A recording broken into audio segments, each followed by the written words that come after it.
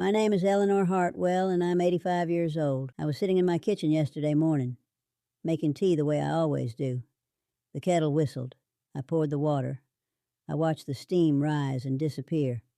And then I looked down at my hands holding the cup, and I didn't recognize them.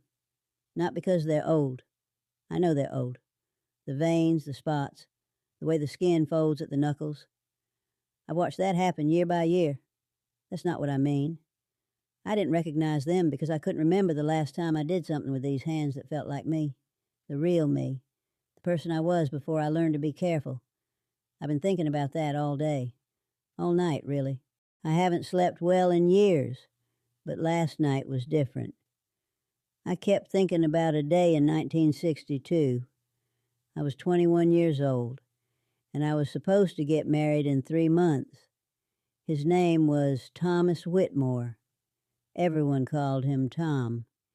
He worked at his father's insurance company, and he had kind eyes and a steady income, and my mother said I'd be a fool to let him go. She was probably right. He was a good man.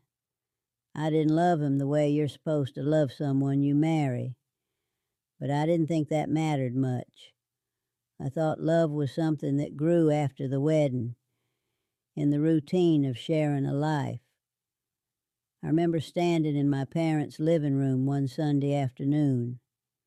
Tom was there with his parents, and our mothers were discussing flower arrangements, white roses or cream roses, as if it made any difference at all. And Tom looked at me and smiled, and I smiled back, and I felt something inside me go very quiet, not calm. Quiet in the way a room goes quiet when someone's just left it. I had been writing stories since I was 9 years old. Nothing fancy, just things I made up. I'd fill notebooks with them. Characters who lived in places I'd never been, who said things I'd never have the courage to say out loud. I kept them in a box under my bed. Tom knew about them. Once, early on, I let him read one. He handed it back to me and said, "That's real nice, Ellie. You got a good imagination." That was all. And I remember feeling embarrassed, like I'd shown him something private that he didn't know what to do with. I put the notebook back in the box, and I didn't mention it again. The day I'm thinking about, that Sunday with the roses, I went upstairs after everyone left. I pulled out that box, and I sat on the floor with all those notebooks around me. I must have had 15 or 20 of them by then. I read through a few pages. There was one about a woman who ran away to New York and worked in a bookstore and fell in love with a man who painted murals on the sides of buildings. It was silly, probably. I don't know. But I remember the feeling I had when I wrote it, like I was more awake than usual. I sat there on the floor, and I thought very clearly, if I marry Tom, I will stop writing these. Not because he would stop me. He wouldn't have cared one way or the other, but because I knew somehow that the life I was about to enter didn't have room for that version of me, the one who sat on the floor and made up stories about women who ran away. I could have said something. I could have told him I needed time. I could have called it off, but I didn't. I put the notebooks back in the box, and I closed the lid, and I went downstairs and told my mother I thought cream roses would be lovely. I married Tom in August of 1962. We had 2 children, Michael in 1964 and Rachel in 1967. We lived in a house on Sycamore Street with a blue front door and a maple tree in the yard. Tom went to work every morning at 8 and came home every evening at 6. I cooked dinners and packed lunches and drove the children to school and joined the PTA and hosted Christmas parties and became very good at small talk. I was a good wife. I was a good mother. I kept a clean house. I remembered birthdays. I smiled at the right times, but I stopped writing. I told myself I didn't have time, and that was true in a way. There was always something that needed doing, but it wasn't really about time. It was about the fact that I had made a choice that Sunday on the living room floor, and once you make a choice like that, it's easier to keep going than it is to turn around and admit you were wrong. I put the box of notebooks in the attic when we moved into the house. I didn't throw them away. I just put them somewhere I wouldn't see them. Years went by. Michael graduated high school, Rachel got married, Tom retired. We traveled a little. Florida, California once. We saw the Grand Canyon. We took pictures. We came home. Tom died 6 years ago. Heart attack. Very sudden. He was working in the garden one minute, and then he was gone. Everyone said how lucky we were to have had so many years together, and we were. I'm not saying we weren't. He was a good man. He never raised his voice. He never made me feel small. We had a quiet, steady life, and there are worse things than that. But after he died, I was alone in the house for the first time in my life. Really alone. And I didn't know what to do with myself. People kept asking if I was okay, if I needed anything, and I'd say I was fine, because that's what you say. But the truth is, I didn't feel much of anything. I thought maybe I was in shock. I thought the grief would come later, in some big wave that would knock me down. It never did. I felt sad, the way you feel sad when something ends. But I didn't feel lost. I didn't feel like half of me was missing.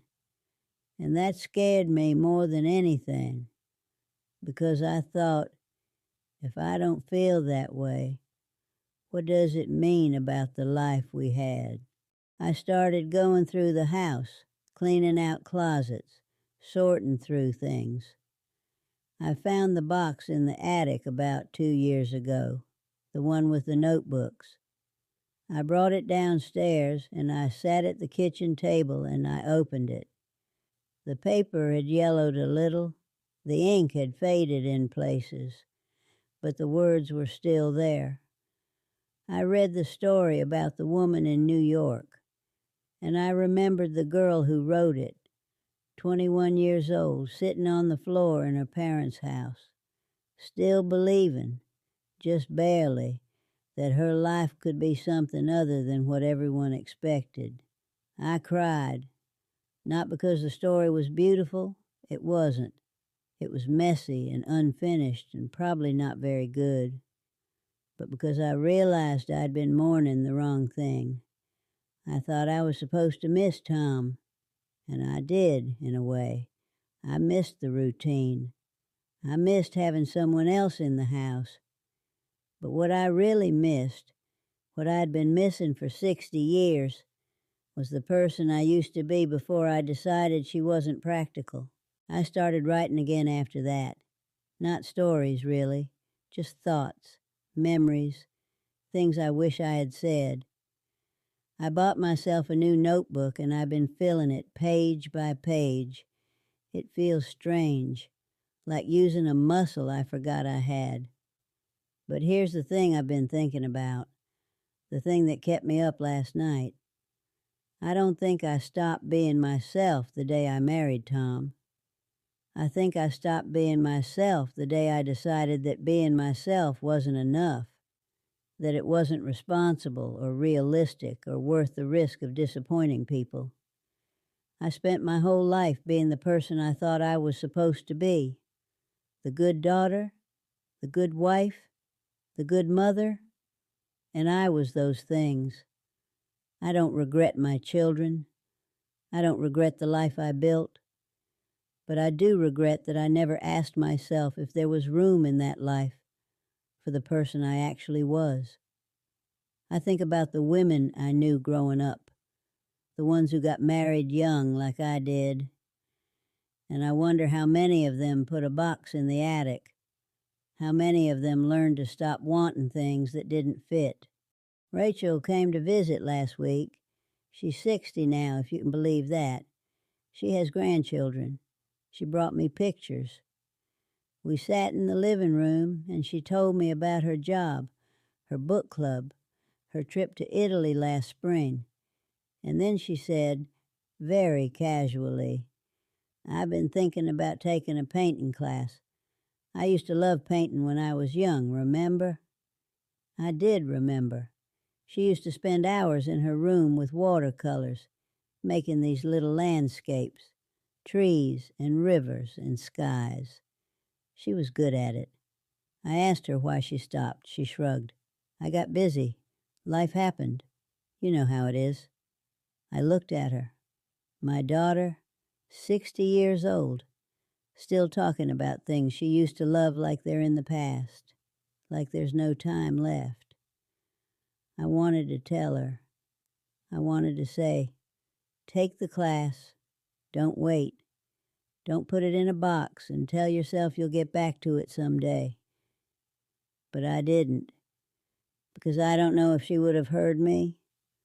I don't know if I would have heard me at 60. Sometimes I think we spend so much of our lives waiting for permission to want things, permission to take up space, permission to be inconvenient or impractical or selfish, and nobody ever gives it to us. So we just keep waiting. I'm 85 years old. I don't have a lot of time left. I'm not being morbid. I'm just being honest. My hands shake when I pour the tea. I forget words sometimes. I get tired in the afternoon. I know how this ends. And I keep thinking about that girl on the floor with her notebooks. I keep thinking about all the things she wanted to say and how she learned to be quiet instead. I don't know what would have happened if I had called off the wedding. Maybe I would have been happy. Maybe I would have been miserable. Maybe I would have run out of money and come crawling back and married Tom anyway. But I think I would have known myself better. I think I would have spent my life with someone I recognized. That's what I lost. Not any particular dream or ambition, just the feeling of being awake, of doing things because they felt true, not because they felt safe. I'm not angry. I'm really not. I made my choices. I lived my life. There were good days. There were people I loved. There were moments I wouldn't trade for anything. But if I could go back, if I could sit down next to that 21-year-old girl on the floor, I would tell her this: don't be so afraid of making the wrong choice that you forget to make any choice at all. Don't spend your life trying to be the person everyone else needs you to be. And don't put your notebooks in a box and tell yourself you'll come back to them later, because later turns into years, and years turn into decades. And one day you'll be sitting in your kitchen holding a cup of tea, and you won't recognize your own hands. I've been writing this all down in my notebook, the new one. I don't know if anyone will read it. Maybe Rachel will find it after I'm gone. Maybe she'll throw it away. It doesn't really matter. I just needed to say it. I needed to stop being quiet. Last night, I took out one of the old notebooks, the one from 1962, and I finished a story about the woman in New York, the one who worked in the bookstore. I gave her an ending. It wasn't a happy ending exactly, but it was hers. And this morning, when I made my tea and looked down at my hands, I recognized them, just for a moment. But it was enough. If you're still listening, I don't have any advice for you. I don't know what you should do with your life. I don't know what's right for you. But maybe just ask yourself once in a while if the person you're being is the person you actually are. And if it's not, maybe don't wait as long as I did to find out who that is. That's all. Thank you for listening.